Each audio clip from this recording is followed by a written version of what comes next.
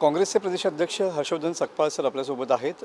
Sir, कोल्हापुरात आलेला आहात. डी.वाय. पाटील, पद्मश्री डी.वाय. पाटील यांच्या निधन झालेलं आहे.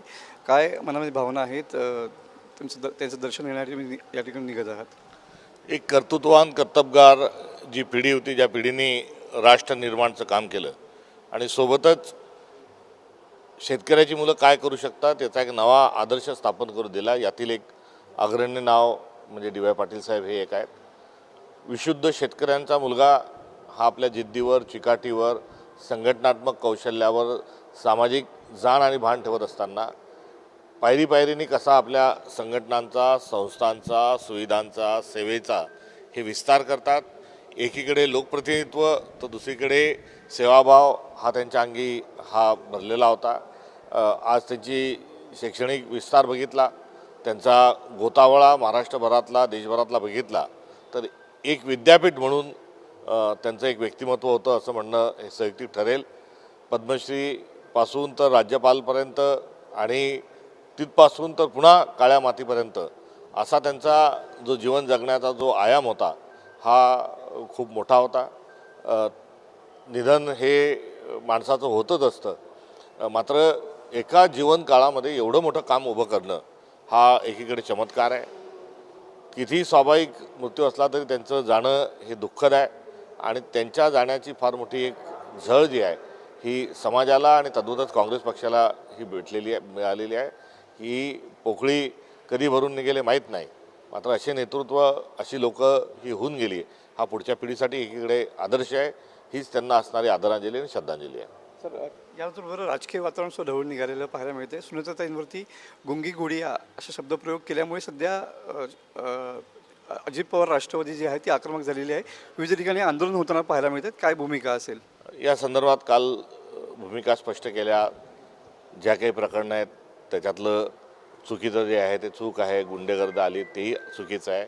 इतवतच स्त्री दाक्षिण्य हे आमच्यासाठी सर्वतोपरी आहे आणि एका प्रसंगाच्या अनुषंगानं केलेली टिप्पणीला व्यक्तिगत घेऊन तिचा विपर्यास करू नये अशा प्रकारचं देखील एक ट्विट जे खेदाच्या संदर्भात होतं हे कालच काँग्रेस पक्षाच्या वतीनं हे देण्यात आलेलं आहे. मला असं वाटतं की हा अनावश्यक हा मुद्दा आहे, विषय आहे आणि आज 3 दिवसाचा शोक हा काँग्रेस पक्षाने व्यक्त केलेला असल्यामुळे यावर अधिक बोलणं उचित नाही. आम्ही काल आमची भूमिकाही सांगितली आणि तद्वतच यामध्ये कुठल्याही प्रकारचा विपर्यास करू नये या अनुषंगानं काल ट्विट करून पक्षांनी या संदर्भामध्ये एक सभ्यपणाची, सुसंस्कृतपणाची भूमिका देखील घेतलेली आहे. संजय काकडेंनी थेट राहुल गांधींनी संदर्भात पत्र लिहिलेलं आहे. काय भूमिका असेल? नाही, कोणाला पत्र लिहायचं ते ठीक आहे, मात्र या विषयावर काल अत्यंत सविस्तर भूमिका ही मांडलेली आहे. आम्हीच खरे निष्ठावंत अशा दाखवण्याच्या केविलवाण्या प्रयत्नात बरेचसे लोक बऱ्याचशा गोष्टी करतात आहे, पण मला असं वाटतं की याच्यावर काही जास्ती बोलण्याची आवश्यकता नाही. मुख्यमंत्री फडणवीस सुद्धा असं म्हणालेत की कदाचित यामुळे काँग्रेसची संस्कृती समोर दिसली. त्याला काय उत्तर असेल?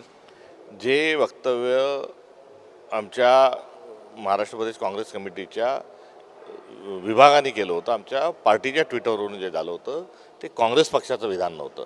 राम मनोहर लोहिया यांनी इंदिरा गांधीच्या संदर्भामध्ये एक कोट जो वापरला होता तोच कोट आता पुन्हा एकदा हा आमच्या विभागाच्या माध्यमातून आमच्या पक्षांनी तोच ट्विट पुन्हा एकदा वापरलेला आहे. त्यामुळे राम मनोहर लोहियांना बद्दलही ते शब्द बोलणार आहेत का? मुळात भारतीय जनता पक्षाने एकंदरीत पक्ष फुटाफाटीच्या याच्यात महाराष्ट्राची जी एक कुठेतरी एक परिपक्वता आहे ती बिघडवण्याचं काम देवेंद्र फडणवीस करत आहेत. एवढंच मी या अनुषंगाने म्हणेल. मात्र मूळ हा शब्द कुठून आला, हा कोणी उच्चारला होता, त्याचा ऐतिहासिक संदर्भ काय आणि तो ऐतिहासिक संदर्भ असताना तो आमच्या नेत्यांच्या अनुषंगाने वापरला होता. आमच्या नेत्यांशी वापरलेला संदर्भ जर आम्ही पुन्हा देत आहोत तर इंदिरा गांधींच्या संदर्भातला संदर्भ जर इथे येत असेल तर त्यांनी अशा स्वरूपामध्ये कुठेतरी काँग्रेसवर तोंडसूक घेण्याची जी मुख्यमंत्री च्या पदावर बसलेल्या माणसाला जी काँग्रेसची जी भीती वाटते त्यातून ते कुठेतरी अनुल्लेखासारखे तर कुठेतरी आम्हालाही ते डोस पाजण्याचा एक केविलवाना प्रयत्न करत असतात. एकनाथ शिंदे 4 मंत्र्यांवरती नाराज आहेत असं सूत्रांकडून माहिती कळते. काय कसं बघता याच्याकडे?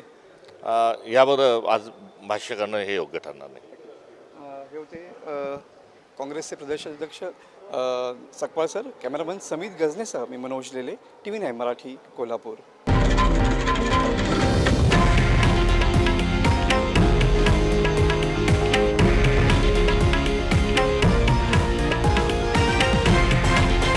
हे आहे देशातील नंबर 1 न्यूज नेटवर्क आणि आपण पाहत आहात TV9 मराठी, एकमेव.